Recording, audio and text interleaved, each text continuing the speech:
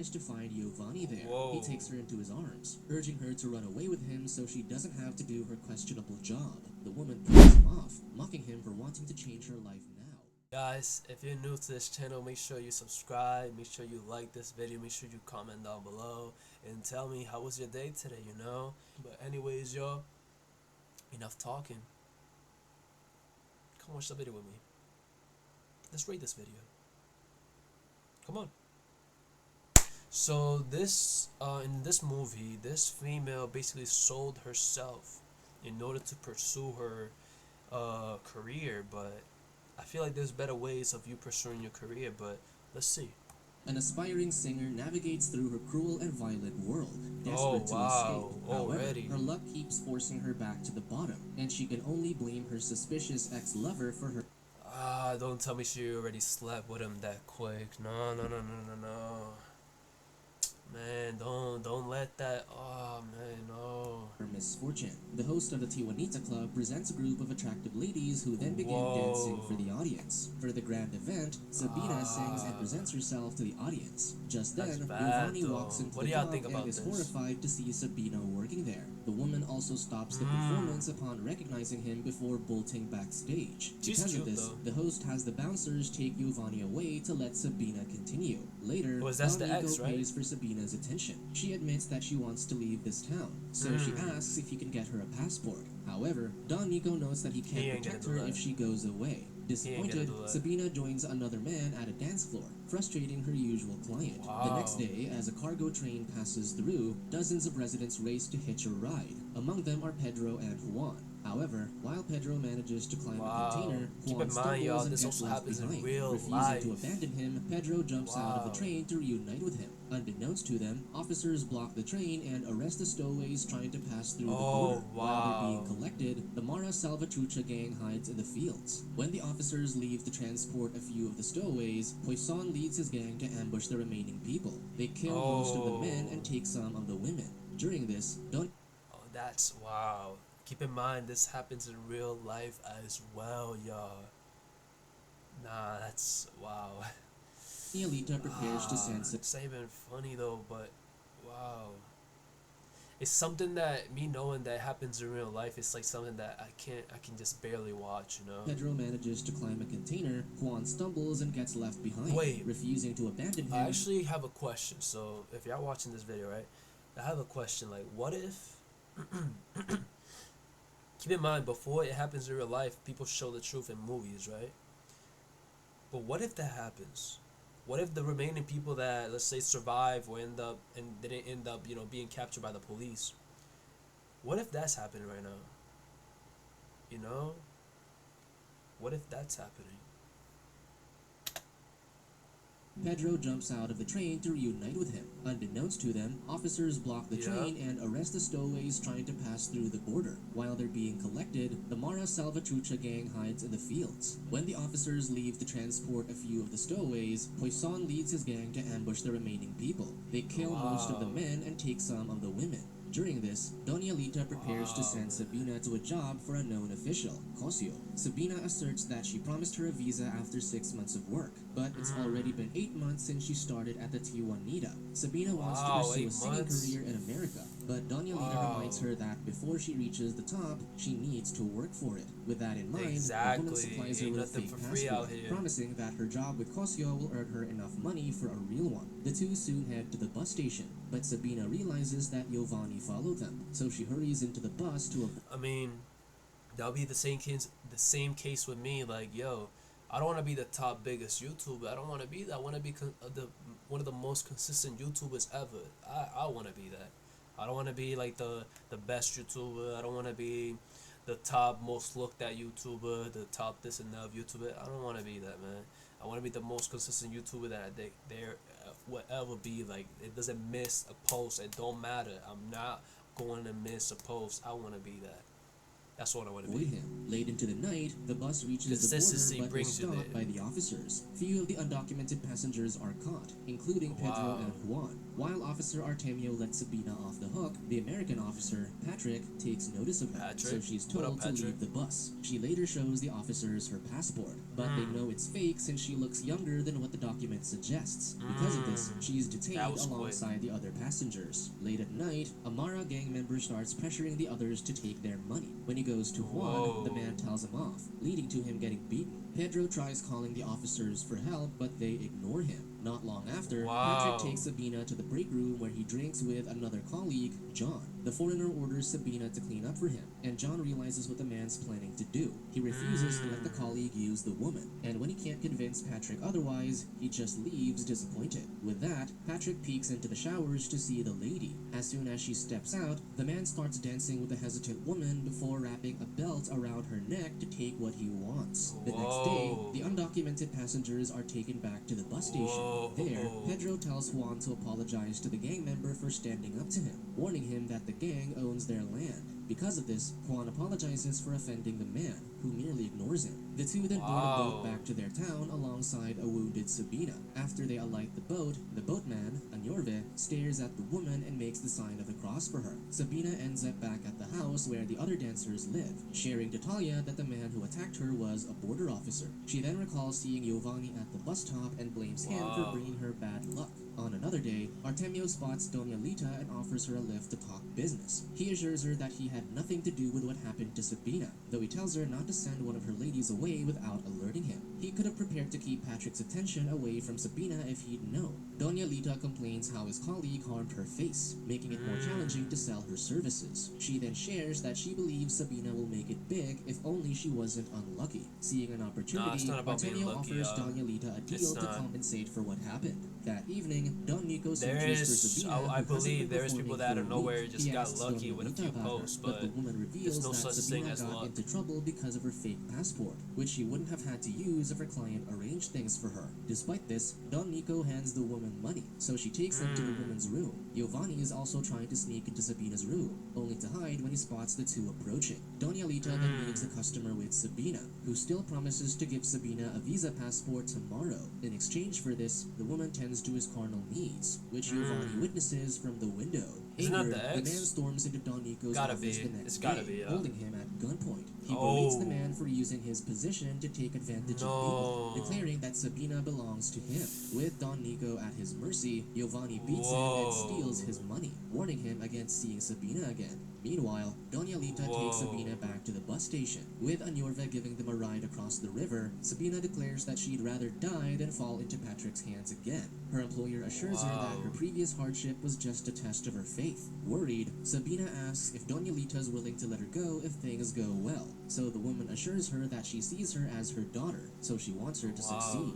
However, this also means that she expects the woman to pay her debts when she achieves her dreams. After the two arrive on the other side, Sabina catches the boatman praying to her again, making her feel uncomfortable. She's soon back in a bus heading to the city, and when they arrive at the border, she feel sinks like, into her seat, like somebody hoping not cares to for get you type noticed. thing, you know? Thankfully, the officers let the bus through without inspection. Sabina finally arrives at Tapachula, where Artemio picks her up, much to her surprise. His deal with Doña Lita is to let Sabina this through, happens in but real she'll life work too, under right? his care. So he tells the There's woman always to somebody fulfill praying her for you and bond's you wouldn't desires even there notice, with no yo. question. It's That true. night, a gathering happens at an opulent house where ladies entertain rich old men. Sabina's client, Cosio, boasts how Doña Lita always sends them the best women before asking Sabina to sing for them. Sabina does as she's told, but as she sings, Cosio easily gets distracted by another woman. Sabina notices that no one's paying attention to her as things get passionate around her. Realizing that she can't succeed here using her talent, she decides to partake in the substances to dull her mind before letting one of the men use her. Unable to stomach the job, Sabina ends up returning to town. While crossing the river, Añorve points her to two bodies slumped on the shore, noting that the Mara gang probably killed them since they've been dumping the corpses for 5 days now. Sabina wonders why no one's doing anything about it, so the boatman explains that if the government doesn't care, others won't. The woman then wonders why he always prays for her, so Añorve admits that it's because she looks like his daughter. He then urges her to stop what she's doing, but the woman rejects his advice. Still, when she gets off his boat, she waves goodbye to the boatman.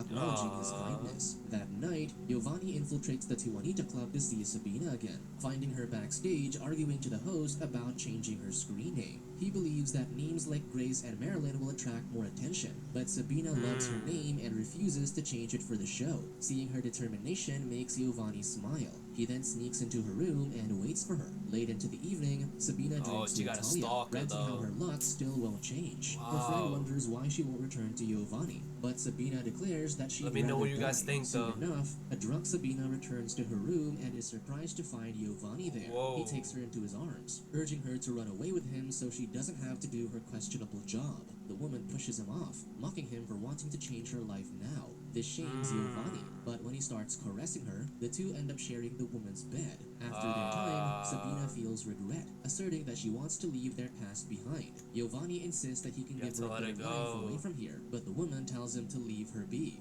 Her stubbornness angers Giovanni, yet he doesn't argue further and leaves. The next day at the border office, Patrick receives a call and tells John to look into the bodies being dumped in the river. John instead orders Artemio to check it, much to the officer's dismay. With no choice, he heads to the river and notices the Anyorve gathering people. I feel like they the do boatman's know, it's daughter just was that, apparently murdered by the Mara gang, and he knows he's not the only one who lost someone to them. Despite this, the police won't do anything about the gang. Pedro and Juan pitch in, noting that they saw the border police enabling the gang even when they beat and robbed them. With this, Anyorve urges the people to take matters into their own hands, not knowing that Artemio is listening. That evening, he reports to Patrick how the people believe they are affiliated with the gangs. Because of this, the Mara gang later beat Pedro near the train tracks for telling on them. Giovanni, who is apparently a new recruit for the gang, drags a beaten Juan to the tracks as a train approaches. The men force Juan to watch as the train runs over him, all while Artemio witnesses this from afar. The next morning, Sabina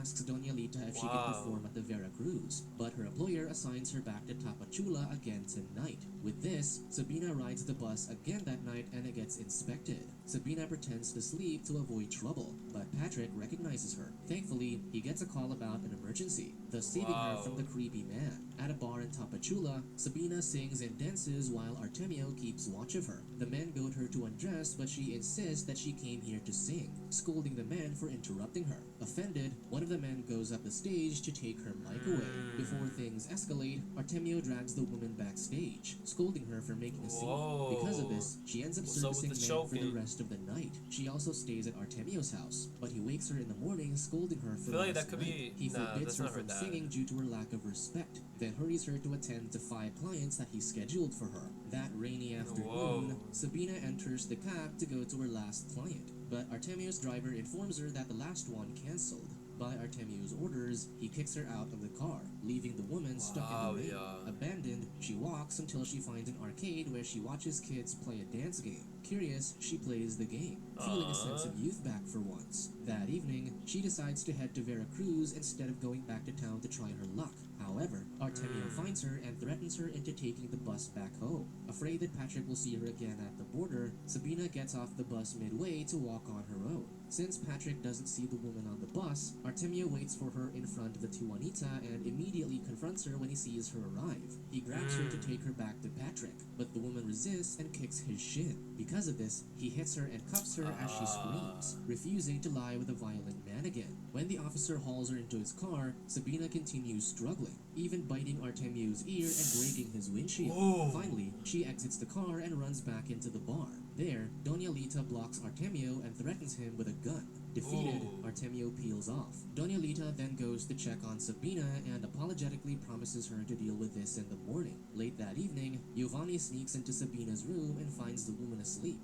He stays with her until morning, and when she wakes up, he attempts to clean her bloodied nose. He asks who hurt her, and she replies that it was Artemio. Hearing this, Giovanni kisses her, trying to comfort the woman. Later, as they lay together, he begs her to leave with him again. However, Sabina admits that she can't forget the things he did and softly tells him to leave. Still wrapped with guilt, Giovanni quietly leaves. Elsewhere, Patrick meets with Cosio and the general to discuss plans on gaining control over the land. Their mission is to divide the land between them and the Mara gang, though the general warns that the gang tend to cause more problems than they solve. The next morning, a band of refugees gets ambushed by the Mara gang. They proceed to rob them, but one of the men recognizes Giovanni, catching his attention. Noticing this, another gang member walks up to the man and aims a gun at his head. The man pleads for Giovanni to spare him because they're childhood friends. Hearing this, Poisson approaches Giovanni, asking if he knows him. He denies this, and when the man continues pleading, Giovanni shoots him.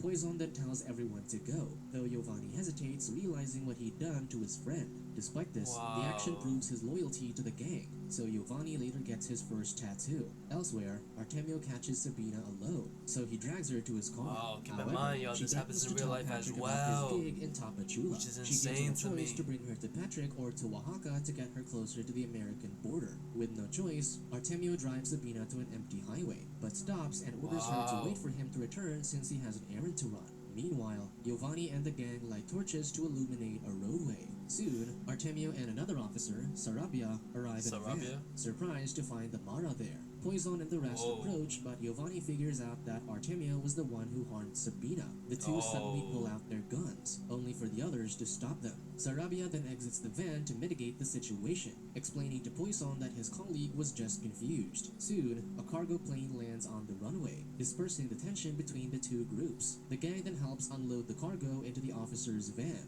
who then delivers them to a warehouse. Meanwhile, Doña Lita notices that Sabina's missing, so she checks her room but finds Giovanni jumping out of her window before running. Later, the general arrives in the warehouse and Sarabia reports that things went well. However, he rats Artemio out, saying he nearly caused a shootout with a gang. In the morning, Sabina wakes up with still no sign of Artemio, unaware that the officer is getting beaten by the gang for causing them trouble. Giovanni even gets one last punch before Poisson shoots him dead. After some time, Sabina waits by the river, unsure about where to go. Añorve arrives and asks if she wants to cross. The woman realizes that she has nowhere else to go, so she accepts a ride. As they cross the river, the boatman mentions that his daughter told him she would be here. He then leads her to his village where the people pray for the fallen. There, she sees a picture of a young woman who resembles her. That evening, Sabina visits Añorve and offers her services to thank him. However, the boatman refuses, assuring her that nobody will bother her there. The next morning, Doña Lita and Don Nico arrive in the village, having received word that Sabina's there. Doña Lita lightly scolds her for running away and reveals that they were supposed to surprise her with a way to leave. Don Nico promises that she'll get a visa after working for 3 more months at the T1. 3 more months? However, Sabina refuses, not wanting to go back to selling herself. She then tries to leave, only for Doña Lita to reveal that Giovanni, who's apparently Sabina's brother, was looking for her. Tearfully, the woman asks her to tell her brother that she is gone before walking away. Soon, business runs as usual in Tijuanita, with Don Nico now choosing Talia as his companion. Meanwhile, Sabina joins the villagers as they listen to Añorve preaching about standing up against the gang and the government. In the morning, however, soldiers arrive declaring that they received reports that Añorve is conducting devil worship in the village, so they must search the place. Immediately, the soldiers ransack the village before warning the villagers to leave in 2 days. Elsewhere, Kosho meets the general and reports that they have to deal with certain people. With this, they soon give Poisson the orders. In the evening, the Mara gang arrives at the village and begins eliminating the people. Sabina hides from the chaos but witnesses Poisson and Añorve's life. She runs to the fallen man, but he's already gone. Gunshots make her dive for cover, which leads Giovanni to spot her. The distraction allows another villager to stab him while his sister screams. She dashes to him and kisses him, only for the man to succumb to his injuries. As the town burns, Sabina runs for her life. The events remind her of when her father used to touch her while her mother looked away. One night, however, he discovered her relationship with her brother, Giovanni. Angered, their father beat them until Giovanni grabbed a knife and stabbed him. Only then did their mother intervene. But as she pulled her son off her husband, he accidentally stabbed her as well. With no choice, Sabina took their younger siblings away while Giovanni set the house on fire to cover up his crime. The morning after the village burned, Sabina cries as she's lost everything despite her effort to find a better life. With no choice, she soon knocks at the doors of Tijuanita, finding herself back where she started. Subscribe to watch more videos like this. Turn on notifications. Wow, yeah. That's something that, keep in mind, this happens in real life as well. There is a way to stop all that. Same thing as, like, if you're smoking, for example, there is a way you can stop. There is. But wow, it's like a loop at that point. It's like you keep going to the same spot that you started from. You keep going back and back and back, and you can't break the cycle. You have to break that cycle. Break it, break it, break it, break it, break it. Break that cycle that's putting you down. Break that cycle that's making you unsuccessful. Break that cycle that's making you go back to the same spot that you started from. Break it, break it, break that cycle. But anyways, y'all, I hope you enjoyed the video. Please don't forget to like, share, subscribe. You know what to do, man. And anyways, y'all, thank you, and see y'all in the next video. Y'all already know, and let's go back. Not go back, but let's react to more videos, y'all. I mean, let's go. Let's go.